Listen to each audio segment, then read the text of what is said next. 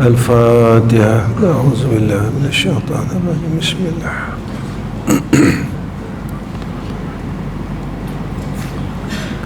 اهدنا الصراط المستقيم.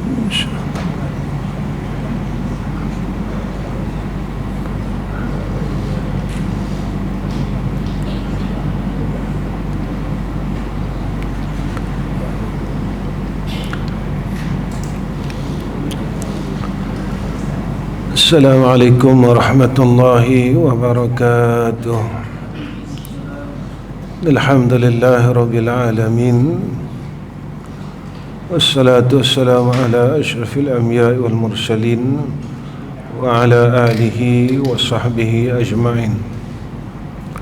سبحانك لا علم لنا إلا ما علمتنا إنك أنت العليم الحكيم.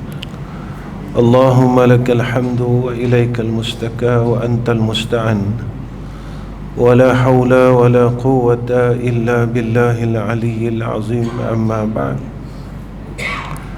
Pertama sekali kita panjatkan syukur kepada Allah Subhanahu wa Ta'ala dengan hidayah dan taufik kita dapat sama-sama pada malam ni atas jalan untuk kita mengislahkan diri kita, untuk kita memperbaiki diri,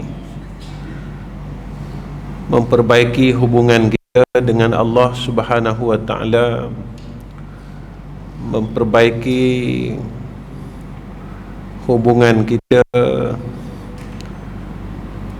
sesama makhluk Allah, agar kita dapat menjadi hamba Allah yang baik seperti mana yang diperintahkan oleh Allah Subhanahu wa Ta'ala.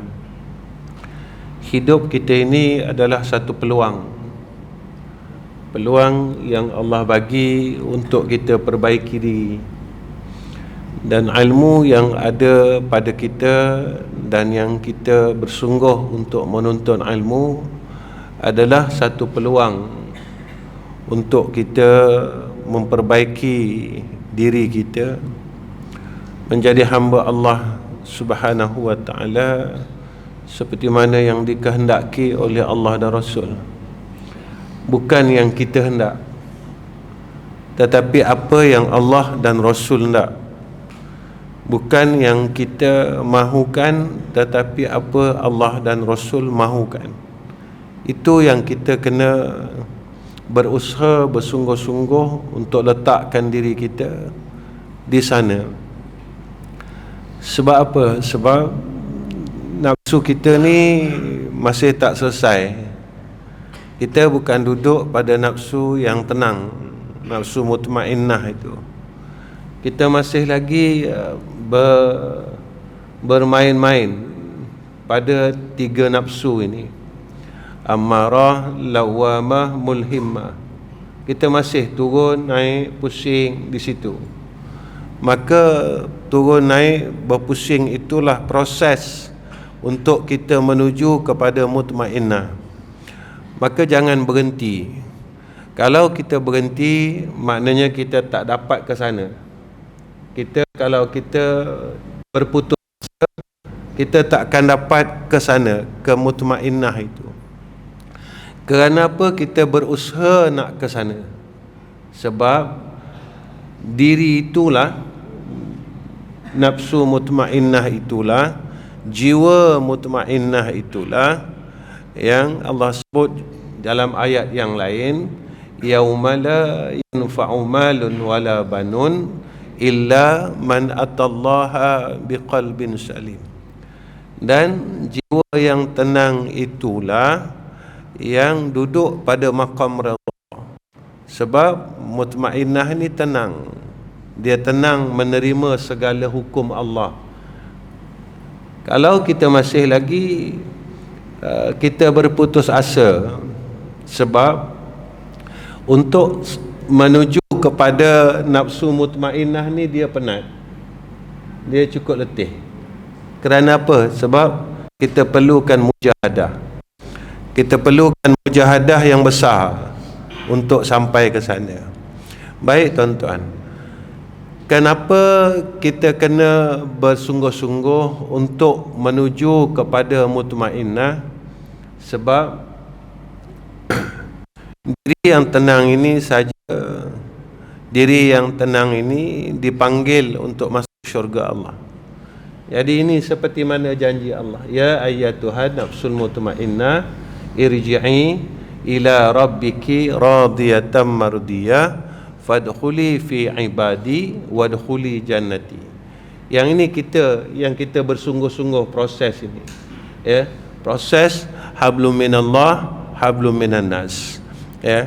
Hablum minallah makna kita perbaiki hubungan kita dengan Allah sebaik mungkin. Sebab itu tuan-tuan, asas kita ini dalam menuju ke mutmainnah itu, sebelum saya baca kitab, asas kita menuju kepada mutmainnah itu, asasnya ada 5 perkara yang tidak boleh tidak kena ada dalam diri kita. Pertama, keikhlasan. Ikhlas dalam semua perkara. Semua perkara yang kita buat kena ada keikhlasan. Sebab al-mutmainnah ini orang yang tidak ada kerana lain. Akidahnya bersih, ikhlas, amalannya ikhlas, jiwanya ikhlas, sudah tidak ada kerana asbab lain. Bukan asbab kalau daripada sudah amalan, bukan atas asbab duniawi, bukan atas sebab pujian makhluk, bukan atas sebab nafsu, maksudnya dia rasa diri dia bagus, bukan atas sebab kerana kehendak syaitan itu sendiri. Macam mana kehendak syaitan itu? Dalam kitab Minhajul Abidin dia sebut, iaitu permulaannya kebaikan tetapi akhirnya kejahatan, kemaksiatan. Dia buat baik tetapi dia mengikut akan perintah daripada syaitan itu untuk dia menunjukkan kebaikan itu pada orang lain. Yang ini dia katakan orang yang buat atas perintah ataupun atas bisikan daripada syaitan itu sendiri, maka kita kena berusaha untuk ikhlaskan diri kita. Kenapa? Sebab amalan orang ikhlas ini sehinggakan malaikat pun tidak tahu untuk mencatat akan berapa banyak rahmat Allah yang nak diberikan kepada orang ikhlas. Dan orang ikhlas ini tak rugi. Sebab apa? Sebab orang ikhlas ini dia sentiasa di dalam naungan rahmat Allah Subhanahu wa ta'ala. Sebab kita buat kerana Allah, dan Allah yang memiliki segala perkara. Dan kita buat kerana Allah zat yang maha kekal, maka anugerahnya itu ilal akhirah. Ini yang kita nakkan, tuan-tuan. Kedua, hendaklah kita ada sifat sidik di dalam diri kita. Kita kena benar dalam semua perkara. Kita kena benar dalam ilmu, kena benar dalam semua, kena benar. Baik itu benar ini, kata ulama, dia mesti berbetulan pada 3 rangkaian ini. Qalbun dia benar, perkataan dia benar, amalan dia benar. Ketiga rangkaian ini benar, maka dia orang benar. Tapi kalau qalbun dia benar, perbuatan dia tak benar, perkataan dia tidak benar, dia tetap tidak benar. Niat yang baik tapi perbuatan yang tidak benar, perbuatan yang tidak baik. Contoh dia macam ni, kita niat nak tolong orang tapi hasil daripada duit yang haram, duit judi, jadi amalan itu tidak benar. Maka kena berbetulan ketiga perkara ini. Dalam ibadat pun macam tu, kita kena benar, qalbun yang benar, perkataan yang benar, perbuatan kita, amalan kita benar, maka kita akan jadi orang benar. Nabi janjikan pada orang benar ini adalah syurga Allah Subhanahu wa ta'ala. Sebenarnya itu je yang kita mahu, tuan-tuan. Kita bukan nak benda lain. Saya selalu pesan dengan diri saya sendiri, hidup dalam dunia ni tak lama. Tak lama, tuan-tuan.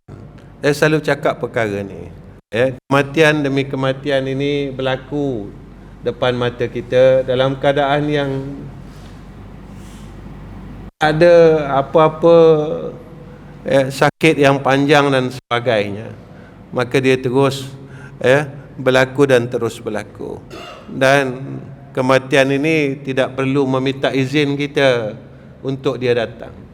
Dan kematian ini tidak perlu meminta kebenaran kita untuk dia menemui kita. Ini yang saya selalu risaukan dalam diri saya sendiri. Saya tak boleh jadi orang baik. Saya tak mampu lagi jadi orang yang baik pada sisi Allah Subhanahu wa taala. Kalau kita tak mampu jadi orang baik, bagaimana kita akan menghadapi kematian yang akan datang menemui kita tanpa waktu dan tanpa keizinan siapa-siapa pun. Kita tidak mahu kita menemui Allah dalam keadaan yang kita masih lagi jahat pada sisi Allah. Pada pandangan manusia kita memang baik, tapi macam mana pada pandangan Allah dan pada sisi Allah Subhanahu wa taala. Yang ketiga, kita perlu ada dalam diri kita kesungguhan untuk kita takarub kepada Allah. Pendekatan kita kepada Allah, kita kena berijtihad sungguh-sungguh. Kita boleh bersungguh-sungguh dengan dunia ini sampai badan kita penat, badan kita sakit. Kenapa kita tidak mampu untuk bersungguh-sungguh dengan Allah Subhanahu wa taala? Kita boleh bersungguh untuk dekat kepada makhluk. Kenapa kita tidak mampu bersungguh-sungguh dekat kepada Khalik yang tak pernah tinggalkan saya, yang tak pernah tinggalkan tuan-tuan, yang tak pernah tinggalkan siapa pun makhluknya di bumi ni. Dan yang keempat, kita perlu ada kesabaran yang tinggi. Kerana apa? Kerana jalan ini terlalu sukar dan susah. Sebab itu ulama tasawuf dia sebut, jalan untuk dekat kepada Allah tak semua orang berjaya. Ada orang yang mula nak jalan, dia telah tinggalkan jalan ni. Ada orang yang pertengahan, dia dah bosan, dia dah rasa susah, dia rasa sakit, dia tinggalkan jalan ni. Ada orang yang nak sampai ujung dah nak sampai dah dekat dah, dia patah balik, tuan-tuan. Sebab apa? Sebab kesabaran ini terlalu penting. Kesabaran ini perlu ada dan jangan kita buang. Sebab jalan ini susah. Susah, tuan-tuan. Baik tu saya selalu cakap dengan tuan-tuan semua. Susah kita tak macam susah Nabi kita Muhammad sallallahu alaihi wasallam. Tapi kita dah mengeluh dah. Kita dah mengeluh banyak dah, tuan-tuan. Susahnya Rasulullah ini, kalau kita baca sirah, betapa besarnya pengorbanan Rasul. Tapi kita terlalu banyak mengeluh dengan apa yang kita lalu. Kita belum dicatat makanan, tak boleh makan. Kita belum lagi, isteri kita diambil disebabkan pengorbanan untuk dekat dengan Allah. Kita belum lagi, tuan-tuan, benda tu tak berlaku lagi dalam diri kita. Harta kita tak habis lagi macamnya Rasulullah sallallahu alaihi wasallam. Belum. Tapi kenapa kita sering mengeluh dan terus merungut? Cuba saya sendiri renung dan tuan-tuan renunglah. Lepas itu selayaknya Nabi adalah insan pertama sekali masuk syurga. Selayaknya, tuan-tuan. Itu, tuan-tuan, kalau kita lihat diri kita, kita belum baik lagi. Kita belum baik lagi. Saya lihat diri saya. Saya lihat diri saya belum baik lagi. Kita buat satu keluhan. Kalau kita rasa keluh susahnya aku nak pergi jalan syurga, cuba kita bayangkan betapa susahnya Nabi mengajak kita dan tunjukkan kita ke jalan syurga. Sampai luka, sampai patah giginya, sampai cedera tubuh badannya, sampai ada kesan-kesan kena senjata pada tubuh Nabi sallallahu alaihi wasallam. Nabi nak tunjukkan kita jalan ke syurga. Kita mengeluh dengan susah ini. Nabi dicerca, dikata gila, dikata pensihir, dia kata itu orang kafir kata macam-macam kepada Rasulullah sallallahu alaihi wasallam. Kita rasa kita punya dah teruk sangat dah. Sebenarnya berbaloi ke tuan-tuan dengan keluhan kita? Kita rasa cukup malulah kalau kita mengeluh macam ni. Sebab apa? Sebab sebenarnya kita tak tahu tujuan kita.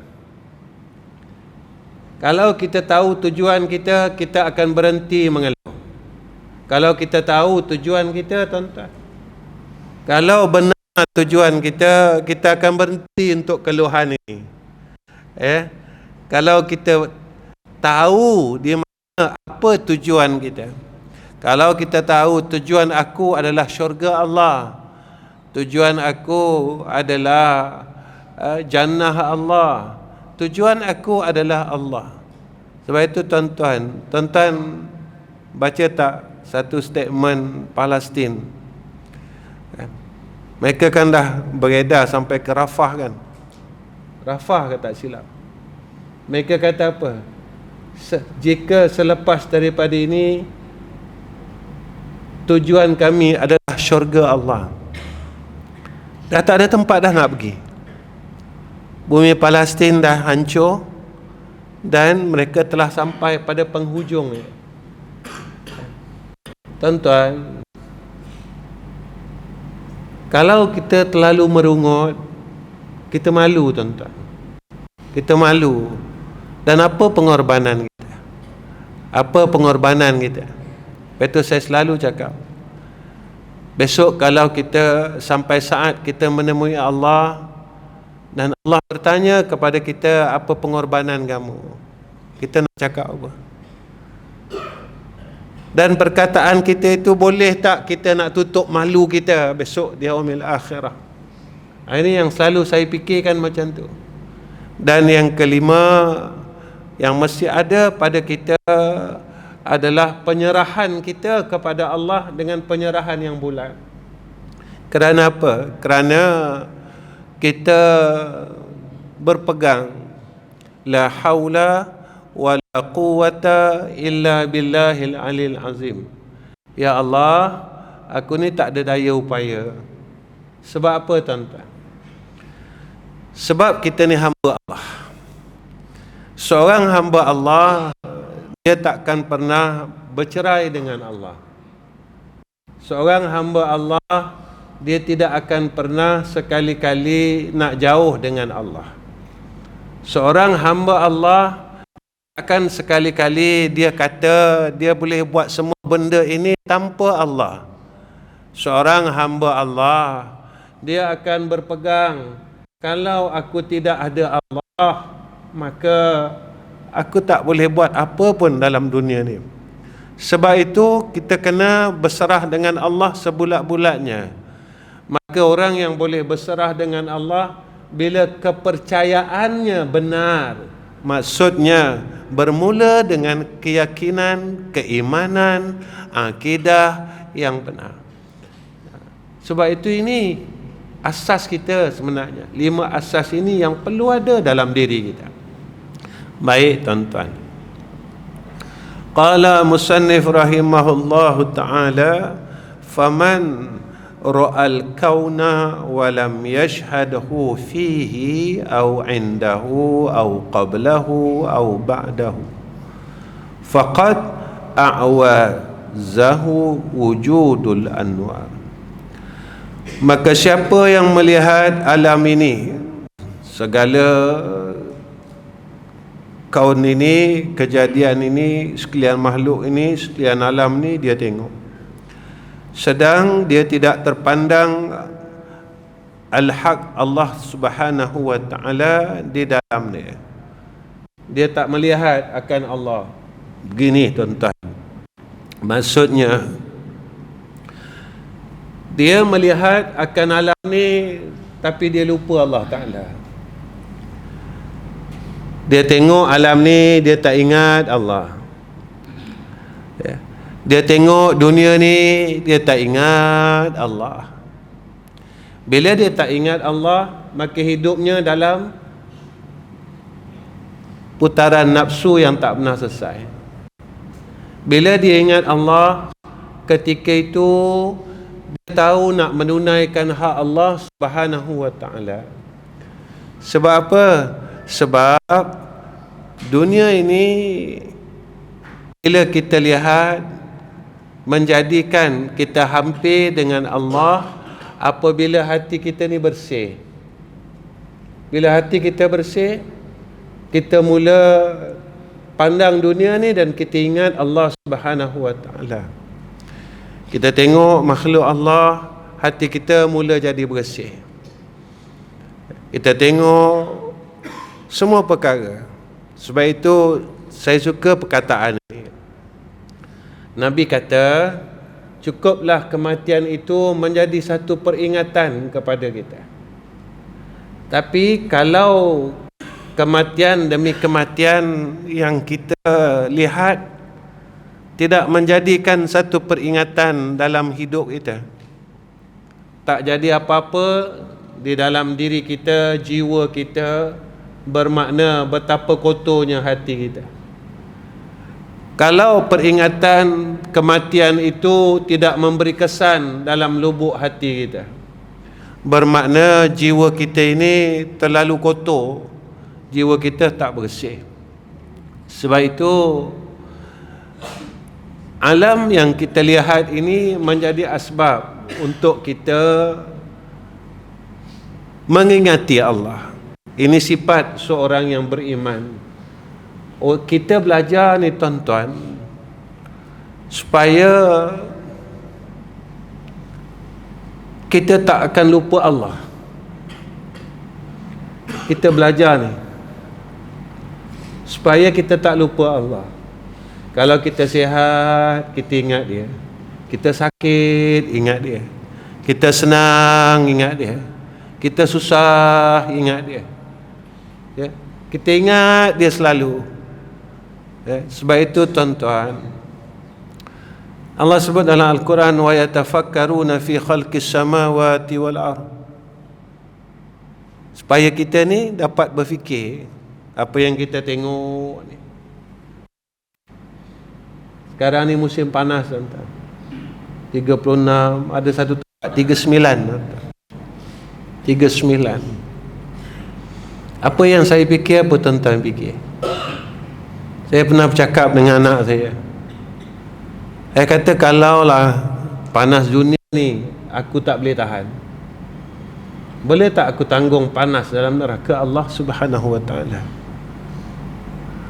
Panas dalam dunia ni tak ada siapa orang boleh tahan. 39 tu orang tak tahan lah tuan. Kita keluar ni rasa macam nak terbakar saja pipi. Boleh tak aku tahan panas neraka Allah Subhanahu wa taala? Kalau kita boleh dapat jawapan dan aku tidak tahan untuk aku tanggung panasnya neraka Allah pada ketika itu, maka kita mula bertindak untuk menjadi hamba Allah yang lepas daripada azab neraka Allah Subhanahu wa taala. Persoalan dia bukan di sini saja. Persoalan dia akan sampai di sana. Kemudian apa kata musannif? Atau kepadanya, atau sebelumnya, atau kemudiannya. Dalam semua keadaan, kalau kita memandang makhluk Allah Ta'ala, pandang alam ni, tak nampak Allah, tak nampak hak Allah, tak boleh ingat Allah Subhanahu wa Ta'ala, kita lupakan Allah, maka ia disilaukan oleh adanya segala nur yang membukakan segala hakikat nur. Maksudnya apa? Kita telah dihalang oleh sekalian makhluk ini daripada memandang Khalik, iaitu memandang kepada Allah Subhanahu wa ta'ala.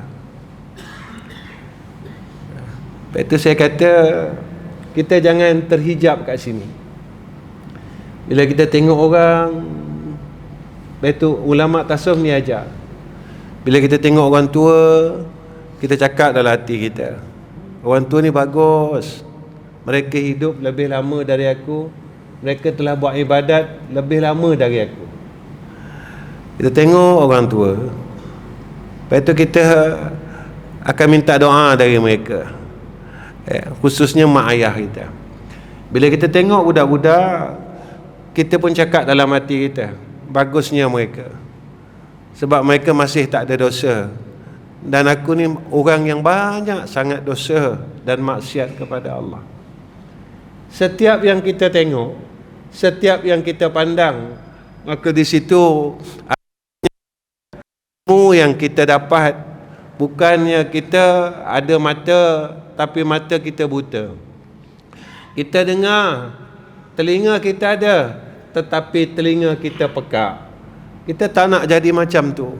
Kita tak nak jadi orang yang tidak mengambil apa-apa pengajaran dalam hidup ni. Sebab itu ini yang perlu kita belajar, supaya kita, apa yang kita dapat daripada ilmu ni, kita boleh dekat dengan Allah. Saya selalu cakap dengan diri saya gitu, saya ni tuan-tuan, kalau boleh saya tak nak duduk depan ni, kalau boleh. Tapi saya tak boleh lari dari takdir Allah. Tak boleh lari tuan-tuan, daripada takdir ni tak boleh lari. Cuma saya duduk depan ni, saya nak perbaiki diri saya dan saya nak didik diri saya. Itu saya selalu cakap dengan tuan-tuan, saya belum jadi orang baik. Sebab yang kenal diri saya, saya lah. Yang tahu saya, tuan-tuan tak tahu. Hati saya tak boleh baik lagi. Bukan belum, memang tak baik lagi. Tak boleh kita ni tadi nak rasa sayang dengan Allah Subhanahu wa ta'ala. Saya tanya diri saya, bila saya rasa sayang dengan Allah? Kalaulah tuan-tuan, kita dibagi pilihan antara harta kita dan Allah, mana kita pilih? Saya letak benda ni pada diri saya. Boleh tak saya sayang Allah dan saya rasa yang mana yang memberi saya harta itu adalah Allah Subhanahu wa ta'ala. Yang apa ada pada saya ini adalah pemberian Allah. Kalaulah saya diberi pilihan ilmu dan Allah, ke saya pilih dan saya tinggalkan Allah, dan saya lupa bahawa ilmu yang ada pada kita adalah untuk kita mengenal Allah, untuk kita dekat kepada Allah.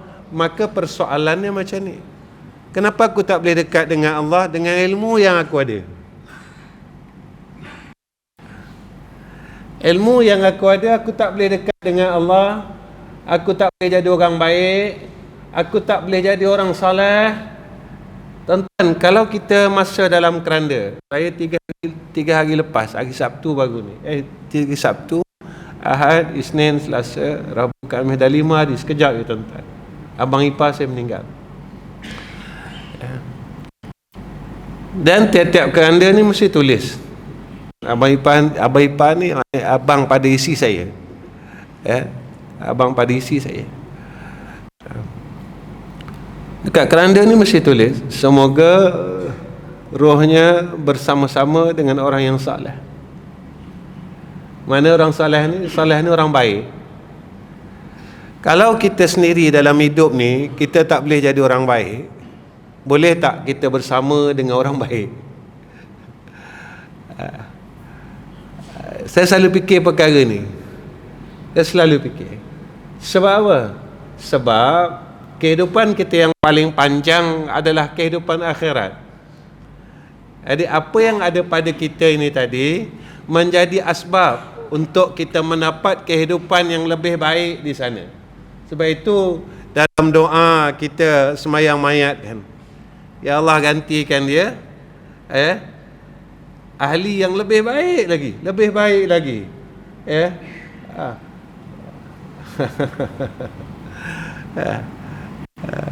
Ahlan min khairi kan, isteri yang lebih baik lagi, keluarga yang lebih baik lagi, kan kita doa macam tu dalam doa semayang mayat tu tadi. Jadi kenapa ketika orang iring kita, orang hantar kita dengan semayang jenazah ini dengan doa yang begitu, kenapa kita semasa hidup ini kita tak nak proses ke sana, digantikan dengan lebih baik, isteri yang lebih baik, anak keluarga yang lebih baik, dengan perkara yang semua yang baik. Dan ini proses kita, tuan-tuan, proses kita sebenarnya, baik, tuan-tuan. Yakni siapa yang melihat alam ini, ia gagal memandang Allah Ta'ala dalam alam ini. Masuk gagal, dia lupa, dia pandang alam ni, dia hidup ni, dia lupa Allah. Ini kalau perbahasan dia, perbahasan musyahadah. Tapi saya kalimat musyahadah takut kita tak boleh nak, saya tak nak orang nak faham susah. Musyahadah ni bab penyaksian. Saya bagikan perkataan yang mudah, sentiasa mengingati Allah. Perkataan yang mudah untuk kita amalkan. Ada apa yang kita pandang, sentiasa kita ingat Allah. Hidup kita ni 24 jam ingat Allah. Ini tapi saya tak berjaya. Saya tak tahu tuan-tuan, saya masih belum berjaya. 24 jam saya boleh ingat Allah Subhanahu wa ta'ala.